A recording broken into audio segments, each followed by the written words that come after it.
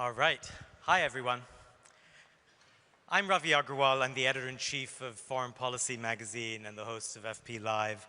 We are here today for a special taping of a show called Counterpoint, which FP hosts in partnership with the Doha Forum. And so I'm just going to ask you all to make sure that you have your phones on silent. This is a recording. And before we start off, I'm going to ask for one more proper warm round of applause for our guest, Hillary Clinton, please. There you go. That's more like it. And now we can start. Secretary Clinton, welcome to the show. Thank you so much, Ravi. So let's start with something in the news. The Trump administration just dropped its national security strategy. What do you make of it? Well, I think it's fair to say that I'm still digesting it. There is a very clear message from the strategy that was issued that the United States is taking a very big turn away from the kind of alliances that have been the hallmark of our foreign policy, and I would argue our real strength in influencing events in the world. So if you look at it, there's a very strong indictment of Europe, and in particular, the openness of Europe and the composition of the population of Europe. And that, to me, is an unnecessary division between us and countries with whom we have a lot in common and a lot that is necessary to our security. The sort of updating of the Monroe Doctrine that goes back to a very early president of ours, James Monroe, about dominating the Western Hemisphere, is something that is going to be very difficult to pull off, and we're watching the administration with its buildup of military power and its use in the region, and wondering, where that will lead. But in general, it raises more questions than answers about what actually will be done to implement these kind of very broad statements that are found in the strategy. So if a lot of that is in theory, let's just talk about what we've seen so far in the last 11 months. When you look around the world, what is your sense of the impact Trump has had on his second term on countries around the world? Well, personally, I'm quite concerned about the impact because there has been a very heavy emphasis on moving away from what I think are core American values in a number of ways.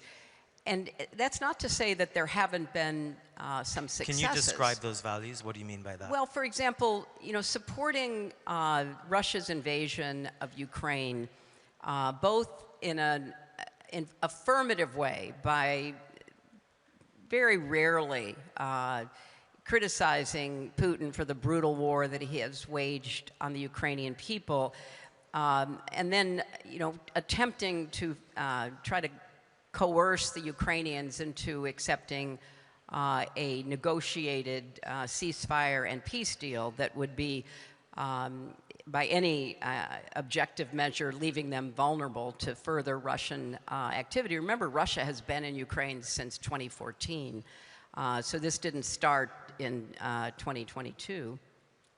So I think that there's a lot that needs to be reviewed and looked at from the perspective of what are the long-term consequences. And I just find that very often it's difficult to wrap your arms around, what is the objective? If it is to cause disruption and hope that that will lead to a better outcome, I've seen a lot of disruption, but we're still not yet at the point where we see what the actual effects will be. So take a couple of quick things. I very quickly supported the 20-point peace plan to bring about the Gaza ceasefire and gave, the president and his people credit for getting that terrible war to finally end. But it's a 20-point peace plan that takes an enormous amount of work and effort and diplomacy and negotiation and carrots and sticks to make sure you get all the parties around the table and try to figure out how to move forward with it. That's where we'll really find out if that is going to stick. I already mentioned Ukraine. I think it's a terrible position for the United States to be in. You know, I was thinking 35 years ago, another dictator invaded a neighbor, namely Saddam Hussein, you know, crossed the border to seize parts of Kuwait. And the world rightly reacted, because you cannot reward that kind of aggression where efforts are made to literally, you know, invade your neighbor and seize territory, claiming that, you know, by some, you know, theory it belongs to you. So the world reacted. Saddam Hussein was, you know, obviously pushed back. In this situation, you know, Putin is intent upon taking as much of Ukraine as he can. I think we could have played, both in the Biden administration and now in the Trump administration, a much more assertive role in trying to help Ukraine continue to do the very heroic job it's doing defending itself. With China, if you look at the national security strategy, there's a lot of, you know, very important points about economic competition. And we also, though, have to recognize that along with the economic competition, there's a strategic competition with China in the region. And the buildup of the Chinese military assets are, you know, ones that pose a direct threat. First, foremost to our allies in the region, but then also to the United States. So, you know, when you look at diplomacy of any kind, whether it's trying to end a war or trying to prevent a war, or deter your adversaries, there has to be so much follow-up. And there is an aversion within the administration to, you know, the kind of work that is done by foreign service officers, diplomats, others who are on the front lines trying to fulfill these national security objectives. And there's a very small group around the president who he trusts to do all of this. And I think in many ways that is just not adequate for the complexity of the problems we face. You know, but part of the criticism that the Trump administration has often had, say, for example, of the Obama administration or even the Biden administration, was that there was too much of all of that stuff. And so they claim that they right-sized the China strategy, which was a direct critique of the Obama years. And in a sense, there's bipartisan agreement in the United States. I'm not saying that's right, but there is. That we needed a different approach to China. Look, I think that there's a lot to critique in any presidential administration. But I think that there's also a lot to learn from any presidential administration about what works and what doesn't work. You know, for example, I recently saw an analysis of peace agreements, which ones actually stick and how you get to them. And, you know, obviously in the 90s, there was the Good Friday Agreement in Northern Ireland, there was the Dayton Agreement in the Balkans. And so I know how much effort went into actually getting those agreements made. And in the case of Northern Ireland and in the case of the Balkans, what it took to demilitarize, decommission the weapons of the combatants, all of that, that is the boring, hard work of actually achieving diplomatic success. And I think there's a lot to be said for the kind of dramatic and bold action that we see from this president, but that standing alone is not sufficient. It may be necessary to get the world's attention, get the party's attention, get something done in the immediate effort to show progress, but then you've got to do all of that hard work. So it's not either or. You know, when I think about the kinds of diplomacy that I saw, you know, in the 90s, that I saw when I was in the Senate, that I was part of in the Obama administration, there are a lot of tools in the toolkit. And among those tools are soft power, development, which we have unfortunately decided is not going to be a prominent tool in how we try to, influence people, persuade them. China's filling that gap, particularly in Africa. So to me, you don't get into office and say everything that was ever done going back to the founding of the country was wrong and we're going to do it differently. You say, hey, I've got a different style, I've got some different ideas, I'm going to learn from the past, I'm going to apply what works, and then we're going to go from there. That just makes sense to me, and I worry that we are, shutting a lot of doors, cutting off a lot of our allies, and not learning some of those lessons right now. So I'm going to come back to Trump and also the future of the Democratic Party. I want to talk about you now. You've been in the news this past week for some comments you made at an event in New York organized by the newspaper Israel Hayom. And I'm going to paraphrase here, but you said that smart, well-educated young Americans are getting their news from social media and from TikTok. And you went on to say that this is how they're learning about what happened on October 7th and then what happened in Gaza in the months that followed. And it appears that this was a broader lament on your part about declining support among Americans for Israel.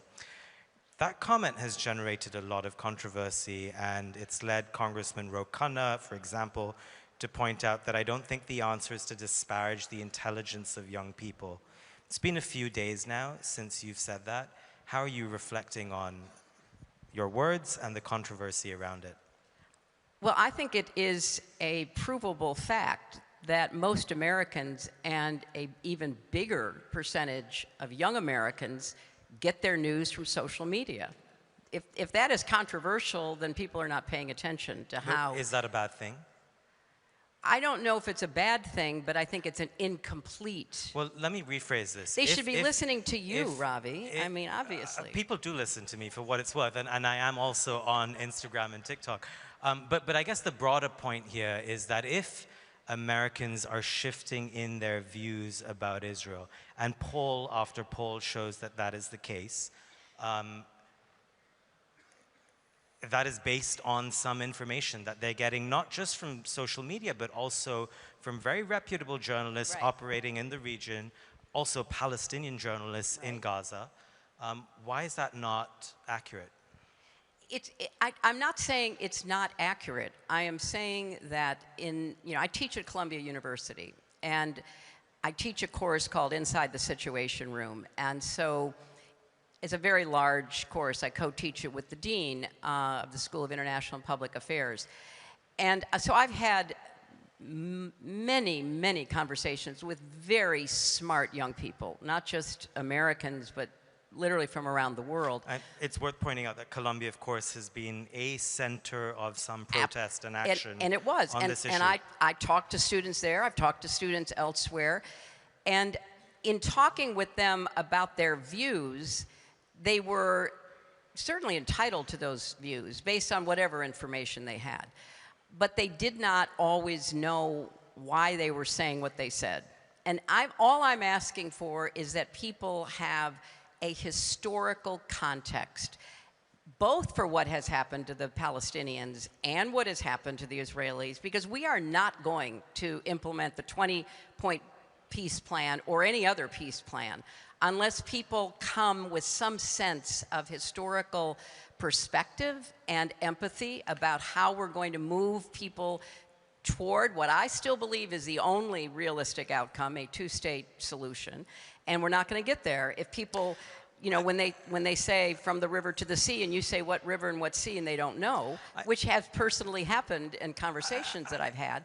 I just, but this is a larger issue, because even on other matters in this class that I teach, we are not doing a good job teaching history.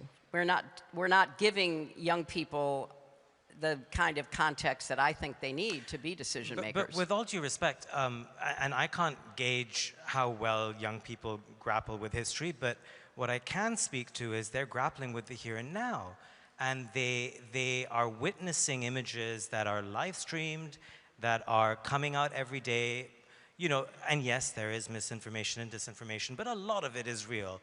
And I think there's a genuine anger in the United States and around the world that some of that anger is deflected.